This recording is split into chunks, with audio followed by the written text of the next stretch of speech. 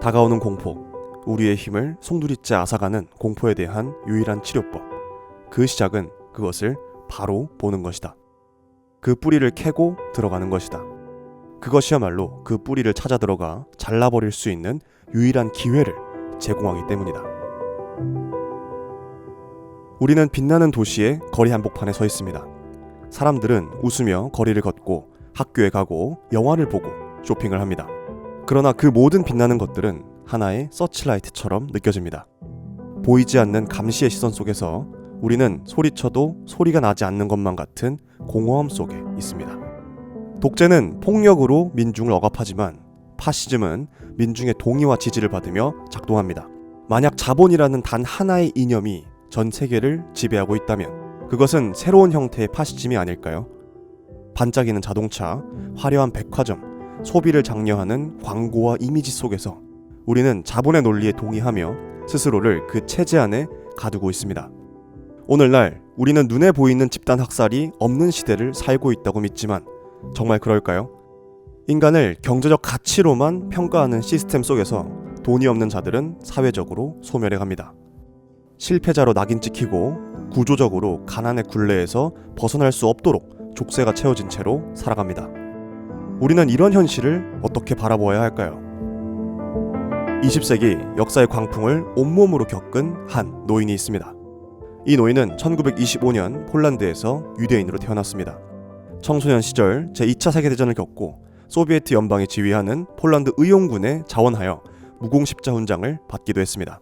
그러던 중 사회학을 공부하기 시작한 그는 바르샤바 대학에서 강사로 활동하게 됩니다. 그러나 폴란드 공산 정부에 비판적이었던 그는 교직을 박탈당하고 영국으로 망명하게 되었으며 그 후 2017년 1월 타계하기 전까지 30여 권이 넘는 책을 저술하며 왕성한 학문적 활동을 펼쳤습니다. 그가 바로 사회학자 지그문트 바우만입니다. 그의 집은 영국 리즈 교외의 한적한 주택가 1번지에 위치해 있었습니다. 마치 햇볕 쨍쨍한 여름날에 조용히 그늘을 들이우고 있는, 그러나 바람이 불면 이내 잎을 부드럽게 흔들리는 곧고 다정한 고목처럼 그는 그곳에 홀로 살고 있었습니다. 사실 저는 그가 지나치게 비관적으로 세계를 바라보고 있으며 그가 그리는 미래 또한 과장되게 암울하다고 생각했습니다. 그러나 국내외에서 벌어지는 인간성에 대한 적나라한 억압을 목격하면서 그의 비관과 암울한 미래 전망이 결코 지나치거나 과장된 것이 아님을 깨닫게 되었습니다.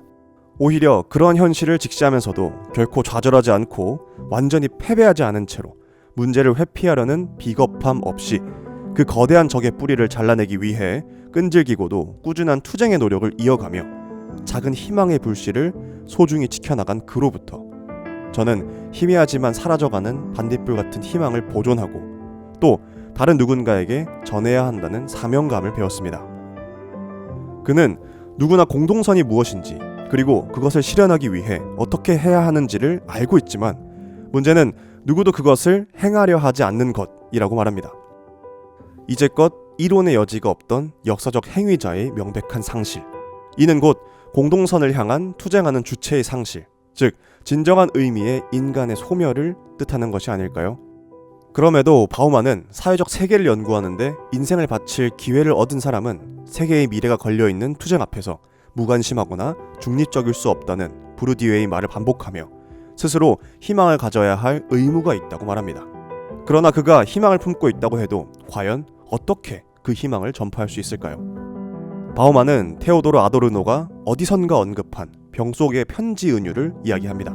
닥쳐오는 재앙에 맞서 무엇을 어떻게 할 것인가에 대한 메시지를 전혀 들을 준비도 들을 의지도 없는 동시대 사람들에게 외치는 것보다 그 잠재력이 지금의 무시된 조건을 이겨내고 이해될 수 있는 세계를 찾으리라는 희망에 기대어 볼 수 없는 공간과 알 수 없는 시간으로 병 속의 메시지를 던지는 것이 낫다는 것입니다. 병 속의 편지는 영원한 가치를 믿는 사람, 보편적인 진리를 믿는 사람, 지금 진리를 찾고 가치를 지키려 애쓰게 만드는 우려가 계속되리라 의심하는 사람이 쓸 수 있는 편법이다.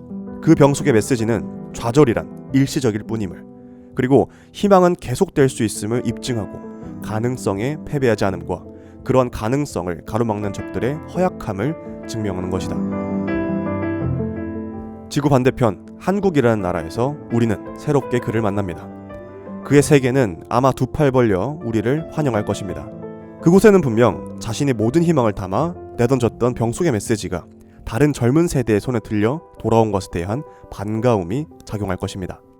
이 만남의 가능성과 그것의 실현이야말로 가능성에 패배하지 않음과 그런 가능성을 가로막는 적들의 허약함을 증명하는 것이 아닐까요? 그와의 만남을 통해 비로소 저는 믿게 됩니다. 가능성이 패배하지 않음을. 그리고 그런 가능성을 가로막는 적들이 결국 허약한 존재임을 저는 또한 받아들입니다. 오랜 풍파를 이겨낸 고목과도 같은 지혜와 통찰력이 간절히 자아내는 절망적인 예언을, 다가오는 재앙에 대한 그의 전망, 그리고 그것의 진실함을 이제 병속의 메시지는 우리의 손에 들려 있습니다. 우리는 그것을 꼼꼼히 읽고 우리의 생각을 덧붙여 바우만이 느꼈던 일말의 희망과 함께 넓은 바다로 다시 던질 것입니다. 그러나 이해될 수 있는 세계를 찾으리라는 희망에 기대어 볼 수 없는 공간과 알 수 없는 시간으로 병을 던지기에는 우리는 아직 너무 젊습니다. 우리는 이 메시지가 이해될 수 있는 세계를 직접 찾아낼 것이고 그런 세계가 없다면 만들어낼 것입니다. 그리고 동시대가 이를 이해하지 못한다면 이 메시지를 이해할 수 있는 새로운 시대를 창조해낼 것입니다.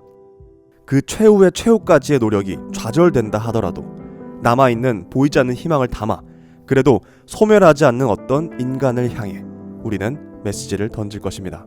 병에도 담고 우편으로도 보내고 심지어 이메일로도 핸드폰 메시지로도 활자로 영상으로 끊임없이 희망의 메시지를 퍼뜨릴 것입니다. 그리고 우리를 좌절케 하는 절망과 두려움의 허위를 폭로할 것입니다. 지금은 바우만이 스스로 되뇌며 말했던 것처럼 계속 희망을 살아 숨쉬게 하는 것, 그것이 살아있는 우리의 과제이므로 계속 희망을 살아 숨쉬게 하는 것, 그것은 살아있는 자의 과제다. 아니면 그것이 이 빠르게 변하는 세계에 되살아나게 하는 것, 이 세계의 조건을 빠르게 변화시켜 세상을 인간에게 더 나은 곳으로 만들어 가려는 계속되는 투쟁에 이롭도록 하는 것이다.